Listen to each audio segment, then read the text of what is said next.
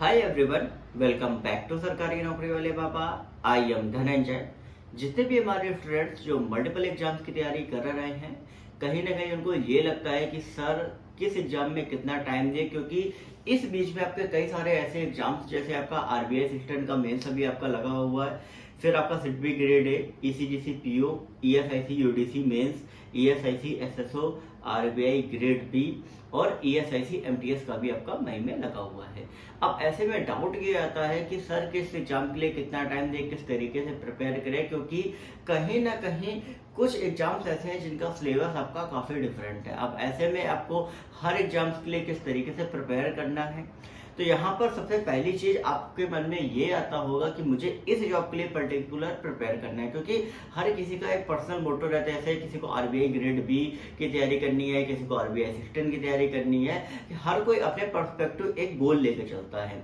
अब आपको करना ये है कि जब आप किसी गोल को लेकर चलते हो तो उसका क्या सिलेबस है, किस तरीके से एग्जाम पैटर्न आता है, उसकी आप एक डेली रूटीन अपनाए। कि मान लीजिए कि आप दिन में 7 से 8 घंटे देते हैं, नॉन वर्किंग का देते हैं।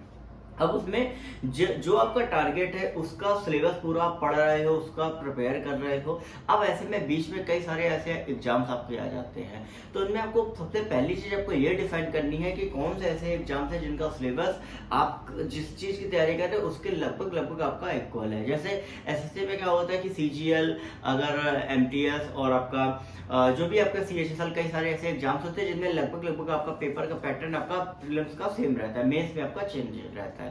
लेकिन यहाँ पे अगर हम बात करें बाकी अदर एग्जाम्स की, तो उनमें कहीं ना कहीं कुछ, किसी में आपका कंप्यूटर आती है, किसी में आपका जैसे जीए में आपका बैंकिंग अवेयरनेस, इंश्योरेंस से क्वेश्चन आपके आ जाते हैं। तो ऐसे में इनकी तैयारी किस प्रकार से करें। देखिए, एक चीज आप ध्यान रखें कि किसी भी एग्जाम्स की तैयारी के लिए आपको मॉक टेस्ट लगाने बहुत ही ज्यादा जरूरी होते हैं। अगर आपने मॉक टेस्ट नहीं लगाते तो आपको जो लास्ट ईयर प्रीवियस ईयर का जो पेपर के हिसाब से पैटर्न आता है वो आपको नहीं पता चलेगा, क्योंकि मॉक टेस्ट में आपका प्रीवियस ईयर जिस टाइप के आपके क्वेश्चन आते हैं, किस किस टॉपिक्स आते हैं, वो सारी चीजें आपको कंपाइल करके मॉक टेस्ट में दी जाती हैं। अब कौन सा मॉक टेस्ट यूज करते हैं डिपेंड आप पे करता है। अब यहाँ पर आपको क्या करना है कि जब मल्टीपल एग्जाम्स की आप तैयारी कर रहे हो, आपने फॉर्म भरा हुआ है, तो सबसे पहली चीज कि आपका जो डेली रूटीन है उनमें से सिर्फ आपको 2 घंटे निकालने हैं। बाकी के जो आपके 5 घंटे हैं उनमें आपको फोकस करना है जिस चीज की तैयारी आप कर रहे हो। अब इन 2 घंटे में आपको क्या करना है कि आपको जिस चीज का फॉर्म भरा है, मान लीजिए कि मैंने ईसीजीसी पीओ का फॉर्म भरा है, तो ईसीजीसी पीओ का जो सिलेबस होता है वो कहीं ना पैटर्न होता है, वो कहीं ना एसबीआई पीओ मेन से आपका, एसबीआई पीओ आईबीपीएस मेन से आपका कम रहता है। तो ऐसे में मैं क्या करूंगा कि ईसीजीसी पीओ का मॉक टेस्ट भी लगाऊंगा, और इसके अलावा जो अलग से सब्जेक्ट ईसीजीसी पीओ में आ रहा है, तो कहीं ना कहीं उसकी तैयारी भी मैं उसी टाइम के अकॉर्डिंगली मैं करूंगा। अब यहाँ पे बहुत से ऐसे स्टूडेंट है जो बार बार ये पूछते हैं कि सर इसमें जीए में ये आ रहा है, जीए में इसमें बैंकिंग वाला आ रहा है, इसमें इंश्योरेंस वाला आ रहा है। तो ऐसे में कई सारे ऐसे स्टूडेंट होते हैं जो कहीं ना कहीं ये प्रिपेयर करते हैं कि नहीं, अच्छा ये आ रहा है तो इसके लिए मैं यहाँ से पढ़ लूंगा, यहाँ से देख लूंगा। कुछ ऐसे होते हैं जो ये सोचते हैं कि अरे यार ये भी एक्स्ट्रा आ रहा है, ये आ रहा है। तो ऐसे में क्या होता है कि जब आपके दिमाग में मेंटेलिटी में होता है कि अरे यार ये मुझे नहीं करना चाहिए, ये वो, तो असल में ये जो विचार थॉट्स आते हैं ये लगभग आपके 80% स्टूडेंट्स के मन में आते हैं। लेकिन जो 20% जो ये सोचते हैं अरे मैं यहाँ से प्रिपेयर कर लूंगा, वही असल में एग्जाम निकाल पाते हैं। तो अगर आपको एग्जाम निकालना है तो हर चीज को पॉजिटिवली आपको देखना पड़ेगा, क्योंकि कहीं ना कहीं जब आप चीजों को पॉजिटिव देखो तभी आप अपने आप में बेहतर कर पाओगे। अब यहाँ पर मैंने आपको बता दिया कि किस तरीके से आपको हर एग्जाम के लिए प्रिपेयर करना है, क्योंकि ऑलरेडी आपके कई सारे एग्जाम्स लगे हुए हैं। अब यहाँ पे अगर हम बात करें कि भाई कुछ ऐसे एग्जाम जिनमें आपकी वैकेंसी कम है, जैसे ईएसआईसी एसएसओ में लास्ट ईयर के कंपैरिजन में आपकी 93 वैकेंसी आई हुई है।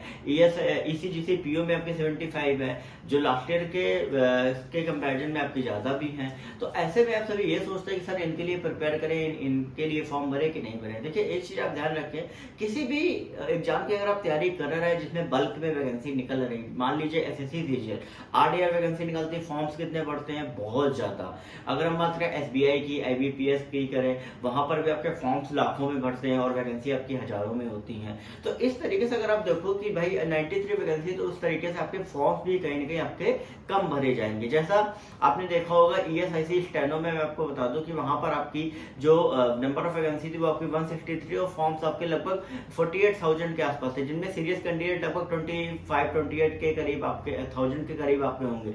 तो ऐसे में अगर वैकेंसी कम होती है तो फॉर्म्स भी आपके कम होते हैं, और कहीं ना कहीं आपके सेलेक्ट होने के परसेंटेज आपके ज्यादा हो जाते हैं, क्योंकि उसमें कुछ कैंडिडेट्स ऐसे होते हैं जो सिर्फ ऐसे फॉर्म एग्जाम देने ही बस ऐसे ही आते हैं, बाकी सीरियस कैंडिडेट उसमें बहुत ही कम होते हैं। तो ऐसे में अगर आपकी तैयारी बहुत अच्छी है तो आपके सिलेक्शन के चांसेस कम वैकेंसी में आपके ज्यादा होते हैं। अक्सर आपने देखा होगा कई बार वैकेंसी जो है वो आपकी खाली रह जाती है। DSSB की मैंने कुछ ऐसी वैकेंसी के बारे में बताया था जो कहीं ना कहीं खाली रह गई है। वो किस वजह से? क्योंकि उसमें नंबर ऑफ कैंडिडेट्स उसमें ऐसे थे जो कहीं ना कहीं उस एग्जाम को क्रैक ही नहीं कर पाए, मिनिमम क्वालिफिकेशन मार्क्स ही नहीं ला पाए। तो ऐसे में आपको ये नहीं सोचना, आपको हर एग्जाम के लिए प्रिपेयर रखना है। अगर आप जिस एग्जाम की तैयारी कर रहे हैं उसका सिलेबस उसी के अकॉर्डिंगली, तो उस एग्जाम को भरिए, उसके लिए प्रिपेयर करिए। क्योंकि जब आपको फाइनली कोई ना कोई एक जॉब मिल जाती है, मान लीजिए अगर मैं SBI PO के लिए तैयारी कर रहा हूँ, SSC CGL के लिए तैयारी कर रहा हूँ, और मुझे एक जॉब मिल गई है IBPS क्लर्क, SBI क्लर्क, या मान लीजिए कि SSC CHSL में मिल गई है, SSC MTS मिल गई, तो मेरे लिए एक कहीं ना कहीं कॉन्फिडेंस आ जाता है कि नेक्स्ट अब मैं जो भी फॉर्म भरूंगा वो मैं उसी एग्जाम का ही भरूंगा, इसके अलावा नहीं भरूंगा। क्योंकि आपके पास ऑलरेडी एक हाथ में एक चीज रहती है जिससे कहीं ना कहीं आपको एक कॉन्फिडेंस मिलता रहता है कि मेरा अब क्या है कि एक मोटो जो है, एक फर्स्ट स्टेप कंप्लीट हो गया, नेक्स्ट अब मुझे क्या फोकस करना है कि मुझे जो चीज चाहिए। तो ऐसे में आप सभी को अदर एग्जाम्स भी कहीं ना कहीं आपको देने पड़ते हैं, जिससे आपको कहीं ना कहीं आपको एक बेनिफिट होता है। जैसे मान लीजिए मुझे ये चीज करनी है, अगर मुझे उसके पहले वाली चीज मिल गई तो कहीं ना कहीं नेक्स्ट चीज के लिए मुझे थोड़ा सा इजी टास्क रहेगा। तो ऐसे में आप सबको मल्टीपल एग्जाम देने चाहिए। बाकी अगर आपको कुछ भी ऐसा लगता है तो आप कमेंट सेक्शन में पूछिए, टेलीग्राम ग्रुप ज्वाइन करिए, इस वीडियो को शेयर करें ज्यादा से ज्यादा, चैनल को सब्सक्राइब करना मत भूलिए। ओके।